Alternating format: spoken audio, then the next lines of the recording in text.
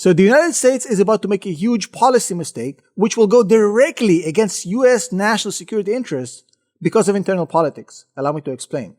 A few days ago, the United Nations Security Council tried to pass a resolution for a ceasefire. That resolution was blocked, vetoed by the United States, as it should have. But between the tea leaves, we're now starting to hear that the Biden administration is not happy with the amount of civilian casualties and that they want the war to end by the end of this year. Now, obviously, with the amount of civilian casualties, that's never good.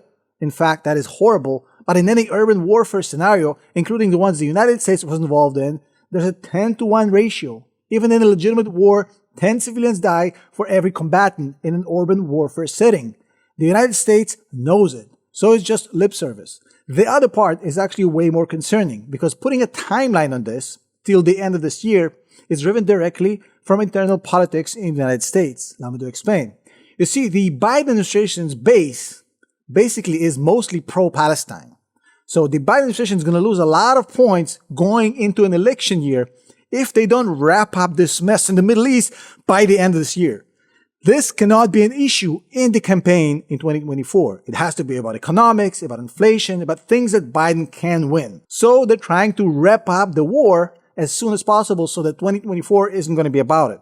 Now, the IDF is quick. In fact, it's lightning quick, way faster than any military expert anticipated, especially in an urban warfare scenario with that much of tunnels and hostages, but they're not that quick. So what's going on here right now is that the United States is going against its own interest by trying to cut short the effort of Israelis to bring down Hamas. Now, in the Middle East, if you go half measure, if you're going half the road, you're digging your own grave. Because hesitation in the Middle East is disaster. If the United States stops the Israelis just on the brink of collapsing Hamas at the end of this year, they're going to cause a huge problem for the United States, not just for the Israelis. Allow me to explain. You see, the United States has a vested interest to be dominant, to be the shot caller in the Middle East. And pre-President Obama, that was the case for many, many years since the 70s. Since the 70s, the United States was the de facto shot caller in the Middle East. Since the introduction of the petrodollar by President Nixon with the Saudis, the United States had a vested interest in the Middle East. That has never changed. But the way those interests were taken care of took a dramatic turn for the worse in 2009. President Obama made the colossal mistake of bringing a lobster to a doner kebab restaurant and completely misunderstanding the situation, with all due respect. In 2009, President Obama makes the policy decision to bail on the Middle East, saying, look, we don't need to be spending so much money, so much time, so much resources, so much energy on the Middle East. We have bigger fish to fry in Asia and Europe. The Middle East can take care of itself as long as we make sure that the moderates will take over, and that will save us a lot of money and trouble. That was, of course, a gross misunderstanding of the rules of conduct and the gameplay that goes on in the Middle East. Because once the United States evaporated from the Middle East, a huge vacuum was created and chaos ensued. 2011, Tunisia goes tits up. Then Mubarak in Egypt goes tits up. Then Gaddafi in Libya goes tits up. Then we have the Syria civil war that still to this day is not resolved. The entire Middle East loses its marbles as Obama's policy to move out of the Middle East becomes a reality. Now, that policy was in fact continued in Afghanistan in 2020, again, due to misunderstanding of how bad pulling out of these regions is for the United States. And the results of this policy are evident today. Look at the geopolitical map. Qatar is now owned by Iran. Yes, they're friendly with the United States, but Qatar is 100% subject to what Iran needs. Same thing with Syria. Syria has completely been taken over by Iran with Russian intervention. So now the Russians have a lot of interest in the Middle East. The Iranians have Qatar and Syria. What about the Saudis? The Saudis look at this vacuum and say, well, we got to protect ourselves. So the Saudis became super friendly with Iran, meeting for the first time, talking for the first time. They were sworn enemies before this. What about Turkey? Turkey is flying off the handle.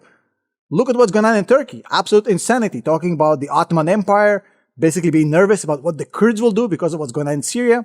So the entire region has basically been more volatile than ever since Obama decided to pull out. And ever since that happened, the United States is on the path of fixing this horrible policy mistake. One mistake was fixed fairly quickly in Egypt by replacing the Muslim Brotherhood with the current president, President Sisi. In Qatar, that didn't really work, kind of. In Saudi, it didn't really work.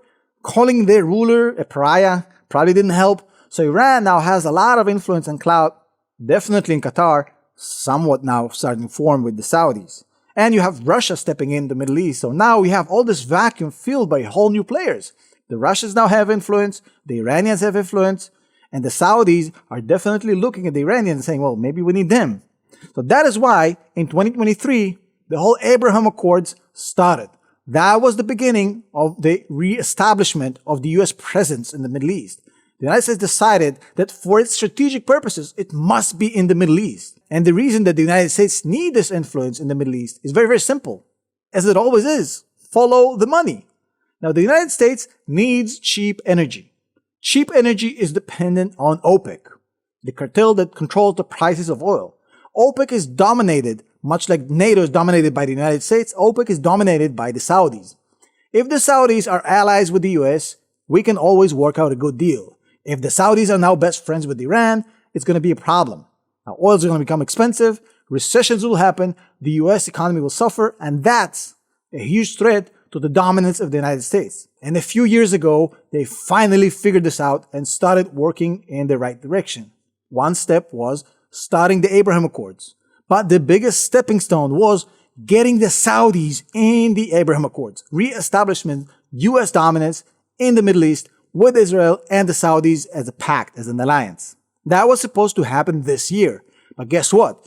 Now the Russians and the Iranians, they're like, we now call the shots in a lot of these regions. You're not going to push us out with these Abraham Accords. So we're going to use our proxy to start a war in which Israel is going to become a pariah, and then the Saudis will never make this deal with them. That was the plan. Obviously, now we know it. Now, I said it the first day of the war, and everybody was saying, Tom, it's a conspiracy theory. No, now it's all in the mainstream media. Everybody understands this. So now we have the war in Israel, which is just the first battle of a long war to reestablish US dominance in the Middle East over China, over Iran, and over Russia. The defeat of Hamas must happen for that plan to fully go in motion.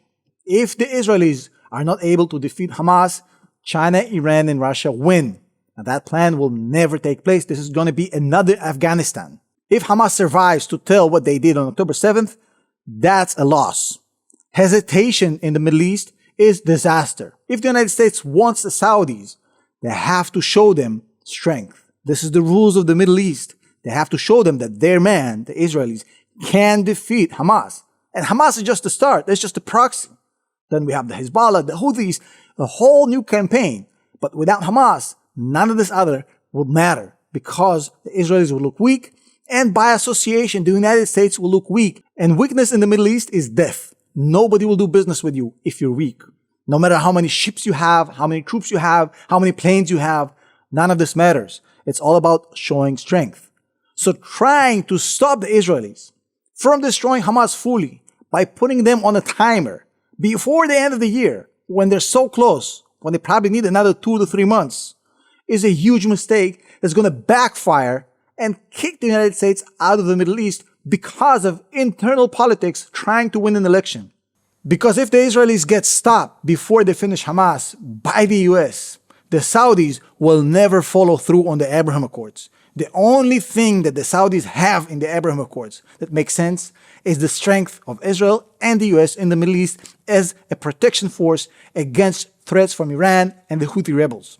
If they can't handle Hamas, the Saudis don't need them. And the next step would be Qatarization. Essentially, the Saudis going to Iran saying, well, we'll play ball with you. Just tell us what to do. Just leave us alone. And that would be the end of the Middle Eastern impact of the United States once that happens. And once that happens, OPEC is going to be in Iranian hands. And it's going to be a whole different ball game as far as the US economy, oil prices. And it's going to be way harder to turn back the clock from that point than it is to let the Israelis finish off Hamas right now.